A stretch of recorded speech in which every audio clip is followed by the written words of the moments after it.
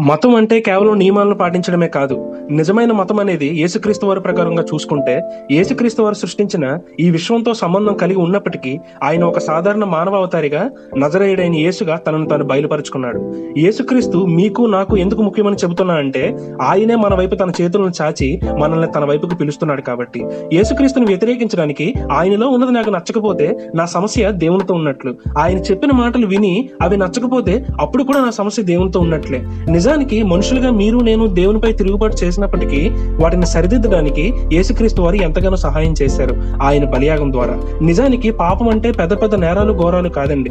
దేవుని విస్మరించడమే అసలైన పాపం. దేవుని యొక్క ప్రేమను తిరస్కరించడం, ఆయనతో సంబంధాన్ని కలిగి ఉండడాన్ని నిరాకరించడం. మన దగ్గర ఉన్న ఆస్తిని, పలుకుబడిని, హోదాని చూసి మన అహాన్ని హెచ్చించుకోవడమే అసలైన పాపం. నిజానికి యేసుక్రీస్తు వారు మనకు బదులుగా ఆయన తన ప్రాణాన్ని త్యాగం చేశారు. అంటే మన తప్పులకు మనం అనుభవించాల్సిన శిక్షను ఆయన శిలువపై అనుభవించి మన ప్రాయశ్చిత్తాన్ని ఆయన చెల్లించాడు. మీరు క్రీస్తుని గురించి ఎరిగిన వారుగా ఉన్నారా? మీ పాపాల కోసం ఆయన క్షమించమని ఎప్పుడైనా అడిగారా? ఆయన మీకోసమే శిలువపై మరణించాడని నమ్మి ఆయనపై విశ్వాసం ఉంచుతున్నారా?